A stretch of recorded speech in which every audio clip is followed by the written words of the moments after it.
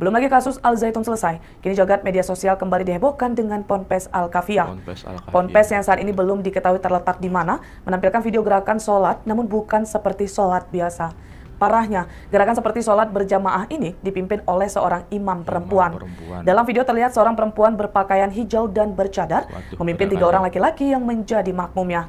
Gerakan-gerakan sholat juga dilihat oleh 3 orang perempuan lainnya, lengkap dengan... Gerakan ini bukan gerakan asal-asalan. Makanya Nabi ketat jadi nggak boleh asal-asalan ya. Sholatlah kalian persis seperti melihat saya sholat. Assalamualaikum ikhwan filah. Pada video kali ini kita akan membahas tentang video viral di mana ada seorang wanita pemimpin pondok pesantren yang kemudian mengimami sholat dan makmumnya adalah laki-laki. Dan video ini viral karena gerakan sholatnya nyeleneh.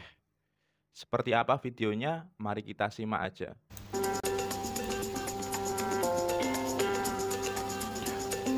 Video viral sholat aneh di Ponpes Al-Kafiyah, imam seorang perempuan. Gerakan kontroversial yang terjadi di pondok pesantren Ponpes Al Zaitun Indramayu tampaknya membuka tabir ajaran menyimpang di ponpes lain.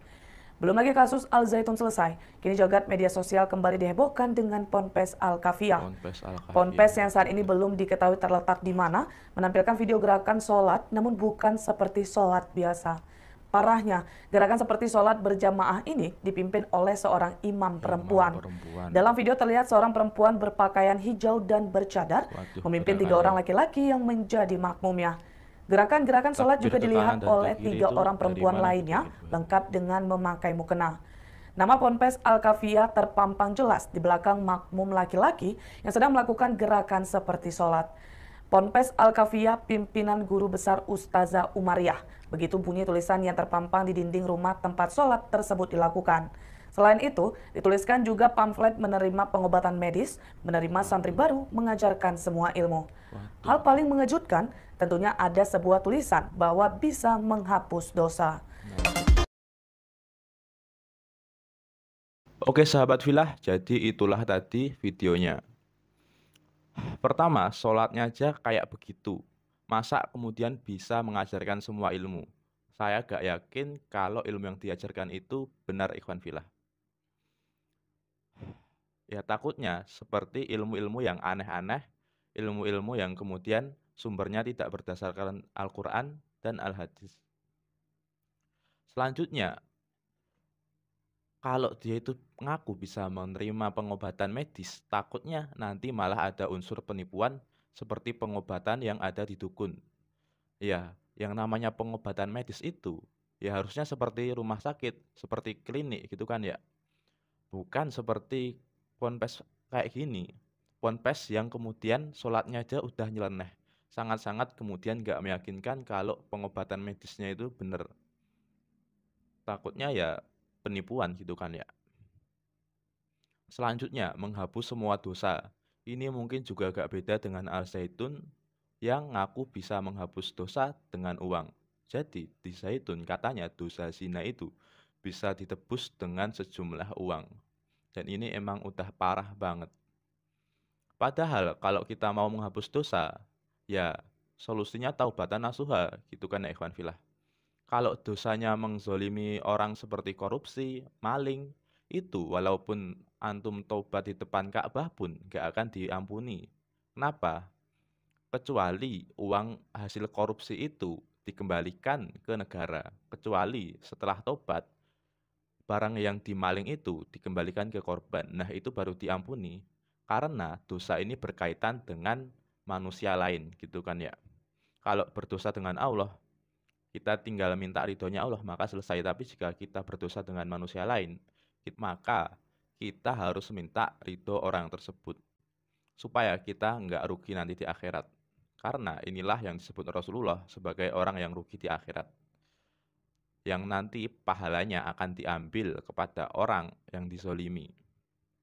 Dan kalau udah nggak punya pahala lagi, maka dosa orang yang dizolimi itu dikasih ke orang yang menzolimi. Selanjutnya, wanita ini mengimami laki-laki, dan ini sudah salah secara fikih. Putri Nabi Fatimah yang dijamin masuk surga aja gak pernah jadi imam sholat buat para laki-laki. Pertanyaannya, ini siapa gitu kan ya? cuman pemimpin pondok pesantren yang nggak jelas asal-usulnya dan tempatnya di mana. Dan gerakan sholatnya itu entah beneran sesat atau ingin mempermainkan sholat, wallahu a'lam. Karena ini divideokan lalu disebarkan. Jadi, udahlah kemudian itu sesat, terus mempermainkan sholat lagi. Jadi dosanya ini bakal double-double ya ikhwan fillah. Selanjutnya, kita lihat video Ustadz Adi Hidayat tentang larangan asal-asalan dalam sholat. Berikut adalah videonya. Jadi di sholat itu Pak, Bu, saya tekankan setiap saya kesini, saya selalu ulang-ulang kalimat ini. Di dalam sholat itu, baik gerakannya, juga bacaannya, itu terkandung ajaran-ajaran, hikmah-hikmah, dan rahasia-rahasia bimbingan menuju kesuksesan dan kebahagiaan dalam hidup.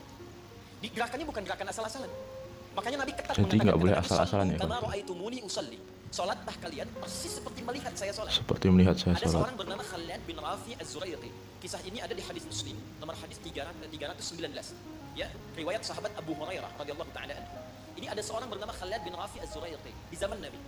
Datang ke masjid, sholat di samping Nabi. Wan nabiyyu fi nahiyatin ukhra min al-masjid. Jadi Nabi sedang duduk di sisi lain.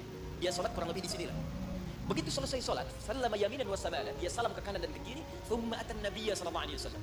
Lalu dia mendatangi Nabi sallallahu alaihi wasallam, fa sallama ilaihi. Dia mengatakan assalamu alayka ya Rasulullah. Apa jawab Nabi? Perhatikan kalimatnya. Wa alaikassalam wa rahmatullah, irji' salli fa innaka lam tusalli. Kata Nabi, wa alaikassalam wa rahmatullah, kamu sholat lagi karena engkau belum sholat. Padahal orang ini sudah sholat dari takbir sampai selesai salam. Lalu dia mengulang sholatnya sampai 3 kali.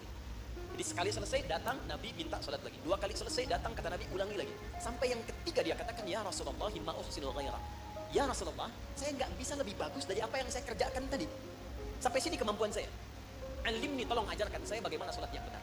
Jadi kalau sekedar sholat saja dibuka dengan takbir, ditutup dengan salam dan dianggap benar, mustahil Nabi akan seketat seperti menyampaikan tadi. Kata para ulama, kalau ada ibadah diminta ketat menunaikannya, pasti ada hikmah besar yang ada di belakang atau di balik ibadah yang dikerjakan itu. Nah ikhwan fillah, jadi itulah tadi penjelasan dari Ustadz Adi Hidayat tentang sholat. Dan di sini kita bisa ambil hikmahnya bahwa sholat ini nggak boleh kemudian main-main, nggak boleh kemudian bikin gerakan sendiri seperti di video yang tadi. Oke ikhwan fillah, yang terakhir, semoga MUI dan kepolisian bisa menyelidiki tentang ponpes ini dan segera diusut tuntas. Dan ini kan nggak ada backingannya gitu kan ya, seperti Al Zaitun. Ya harapannya sih bisa kemudian lebih cepat dan satset gitu kan ya. Oke ikhwan fillah, mungkin segitu saja untuk video kali ini. Wallahu a'lam bishawab. Barakallahu fikum.